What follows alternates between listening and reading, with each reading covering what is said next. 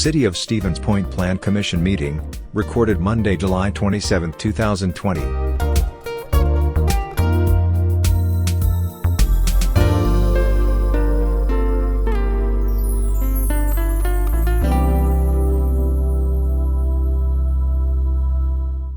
right, I have 6 o'clock. I'm going to be calling the meeting to order. I will do the roll call because I don't see Maria on. Maria is not on, but Adam or I can call roll if you want, Mayor. That's okay. I can take care of it. Okay. Mayor Wiesa is present. Alderperson Kneebone. Here. Alderperson or Commissioner Arntzen. Is excused. Excused, okay. Commissioner Cooper, I saw. Here.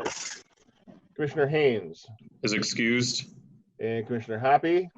Here. And Commissioner Rice. Here. So we do have a quorum with Alderpersons Arntzen and Haynes excused.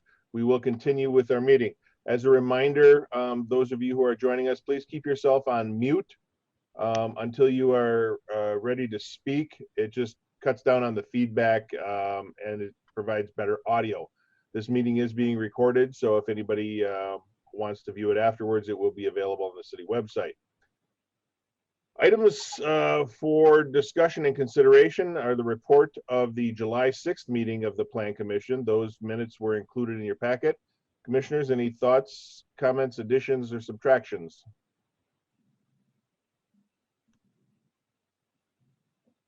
If not, I would entertain a motion to approve those. I would move to approve those, Cooper. Cooper moves, seconded by Kneebone, seconds. Perfect. Any further discussion? Hearing none, all those in favor, unmute yourself and signify by saying aye. Aye. Any opposed, say nay. Minutes are approved. Item number 3 is a public hearing regarding a proposed project plan, boundaries, and creation of tax incremental district number 12. The public hearing notice was published on July 10th and July 17th at our designated newspaper. Director Karnowski is at 933 Michigan Avenue, so if anyone from the public wishes to speak in person as attendance, they can certainly do so.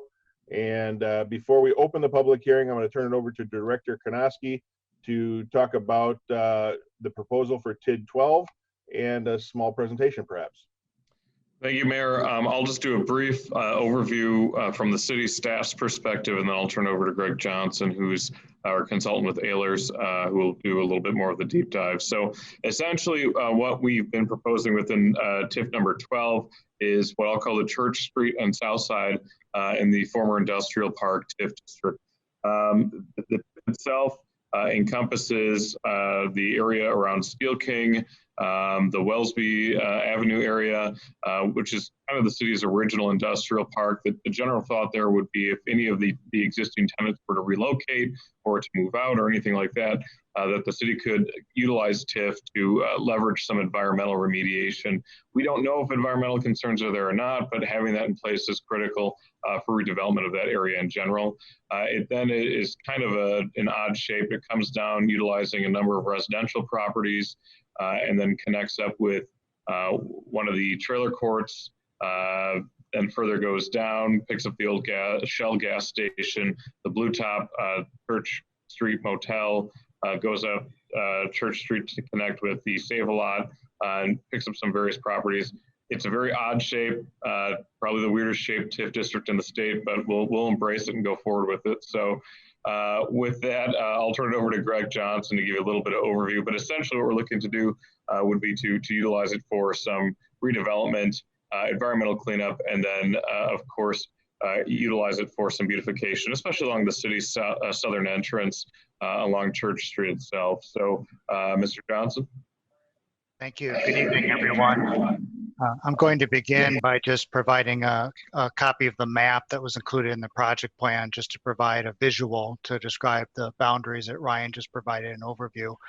So this is the boundary map, kind of starting from the north, The parcels that are identified, the phases relate to estimated timing of project costs, which I'll speak to in a few moments. But as we just kind of scroll through the boundary from north to south, include some parcels to make the boundary contiguous, which is part of the reason some of these parcels were included here, parcels 50 through 63.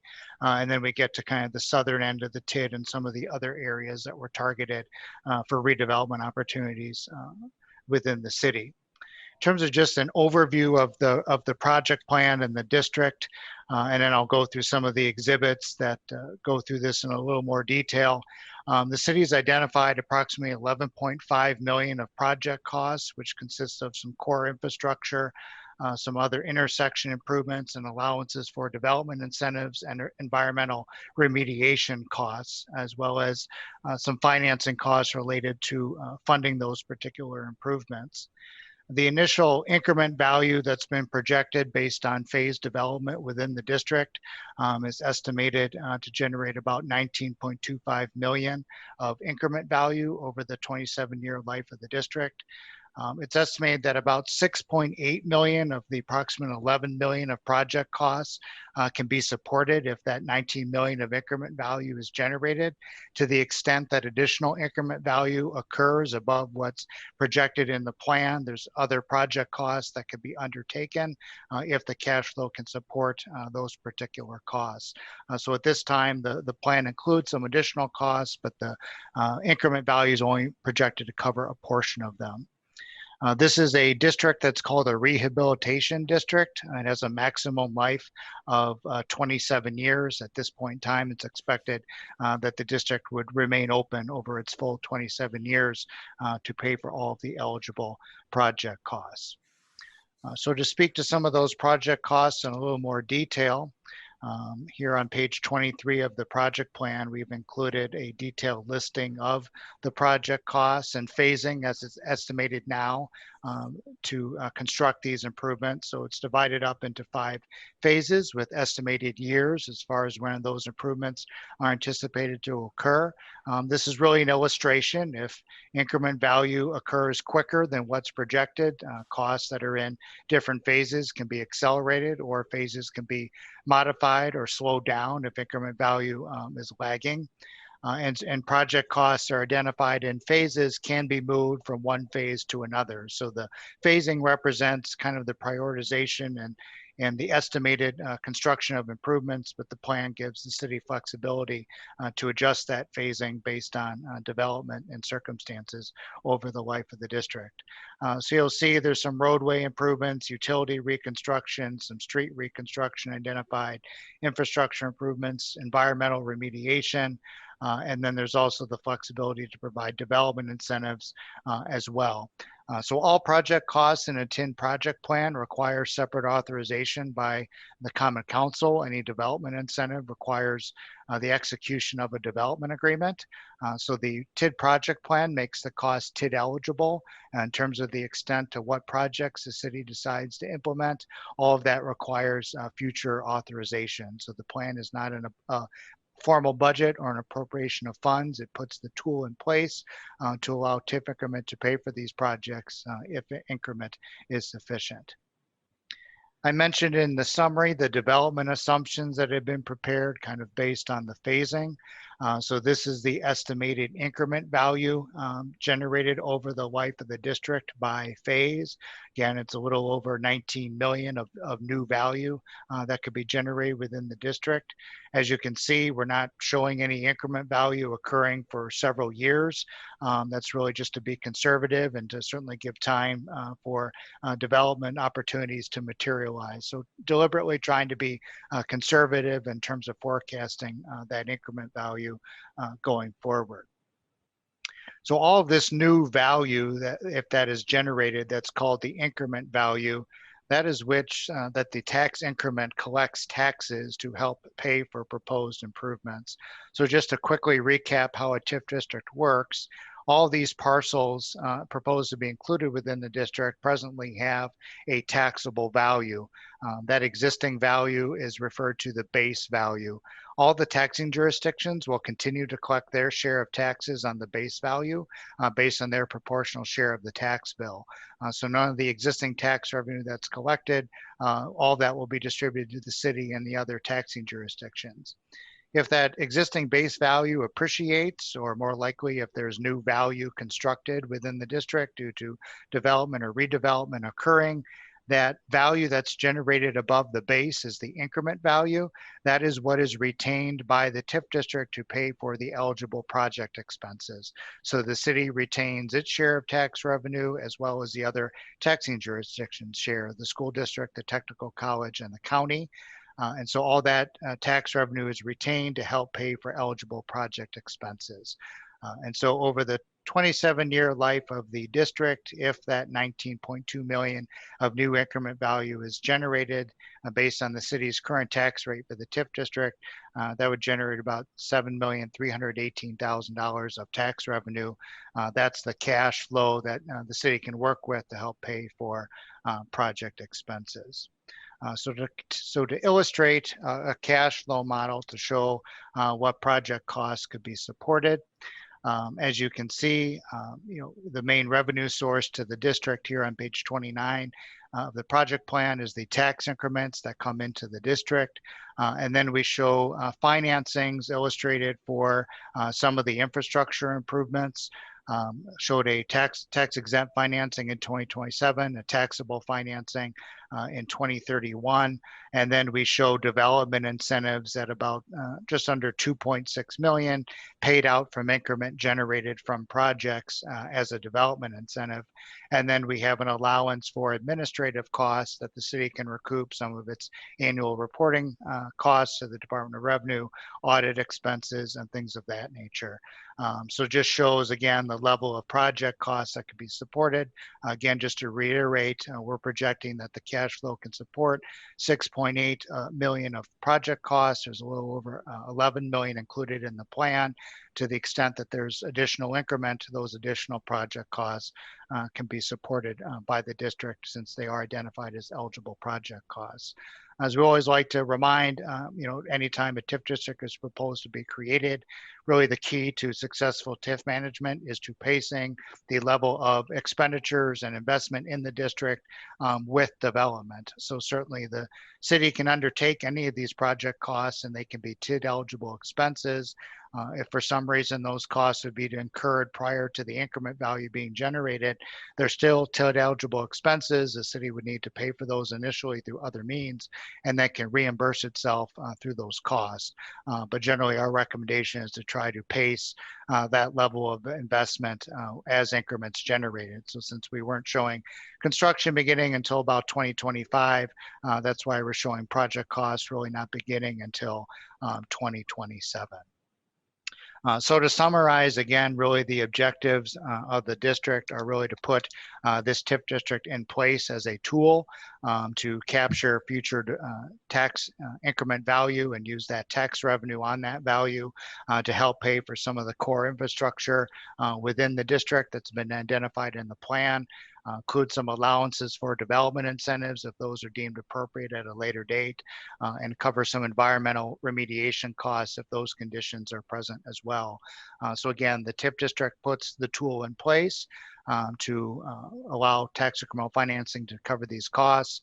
As increment gets generated is when the city can kind of revisit the timeliness and appropriateness of undertaking the project costs.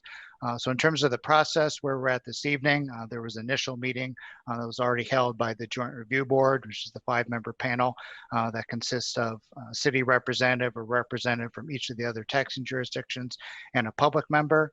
We're at the next phase of the process this evening, which is a public hearing before the Plan Commission. This will go to the Common Council for their consideration in August. And then the last step in the process is to go back to that Joint Review Board for their final consideration. So that's an overview of the project plan. I'll allow Ryan to interject if there's anything he'd like to add at this time. No, thank you, Greg. City staff has nothing further to add unless there's questions by the commission. Director, I would like you to go over one more time. I know all the commissioners have heard it, but there may be members of the public who are questioning the timeliness of this TID creation. Can you just go over how we're going to be ineligible to create any additional TIFs, in mid-August, and just Sure. touch that a little bit? Sure. Yeah. So the state of Wisconsin limits the city of Stevens Point, all municipalities that utilize TIF districts for economic development. The state of Wisconsin says, okay, city of Stevens Point, of all of your equalized value, of all the value in your city, only 12% of your equalized value can be included within a TIF district. Projections done by the city treasurer's department and my department have indicated that we'll be over that 12% rule when the 2019 equalized value comes out, and that's on August 15th. And so this is really the last stop for us to create any new TIF districts. After that point, barring any special legislation passed by the legislature, we would be unable to create any new TIF districts until a number of things happen, including the dissolving of our existing districts to reduce us or lower us below that 12% equalized value rule. So the state says, as long as you're under it within the current, the current equalized value year, you can create as many TIF districts as you want.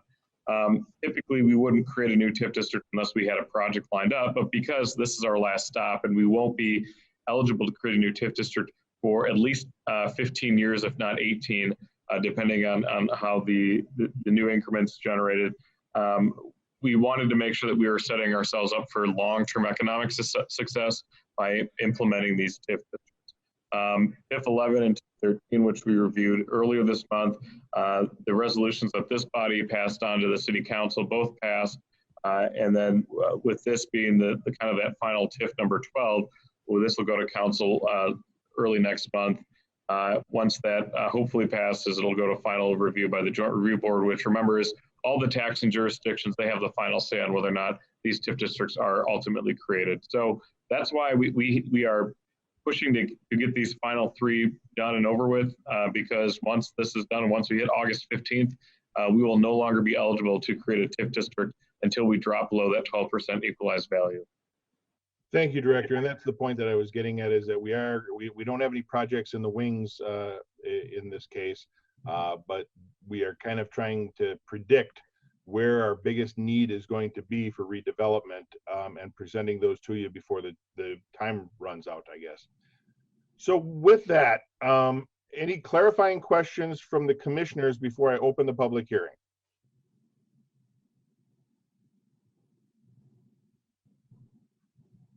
Okay, I see nothing in the chat room, no indications visually or otherwise from any of the commissioners. So therefore, I will declare the public hearing open. At this point, the public hearing relating to the proposed project plan, boundaries, and creation of Tax Incremental District 12 is open. Anyone wishing to speak or testify on the proposed project is urged to step forward, name and address.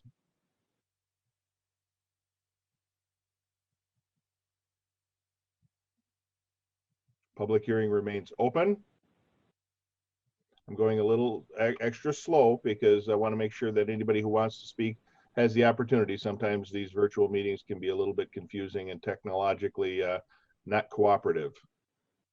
Director Karnowski, you have a couple of people in the room with you. Do either of them or anyone in the room wish to speak in person on this? Both folks in the room here indicated they are just here to listen, not to speak. Okay. I will make note that the public hearing remains open.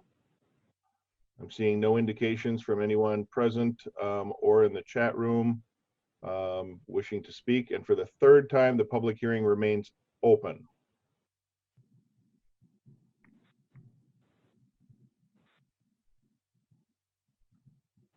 Okay, again, seeing no one wishing to speak or no indications thereof, I will declare the public hearing closed and we will bring it back to the commissioners.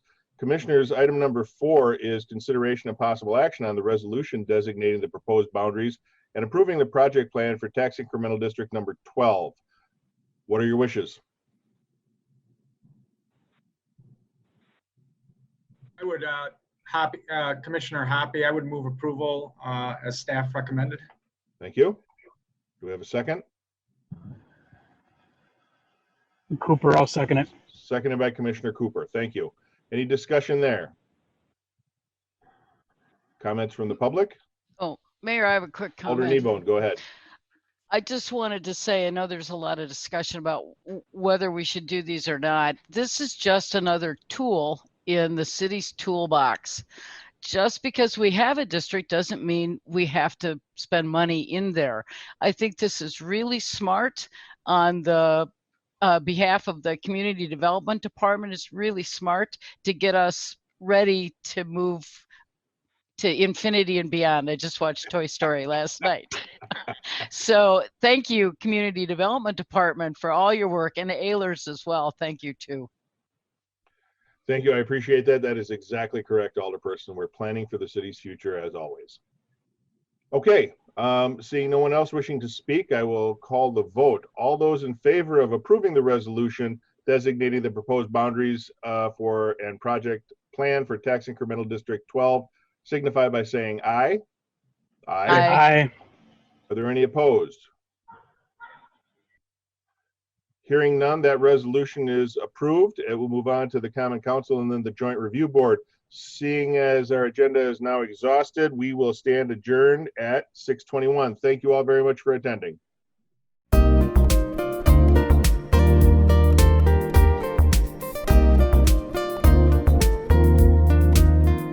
A video of this meeting is available for viewing on the city's website, stevenspoint.com/videos.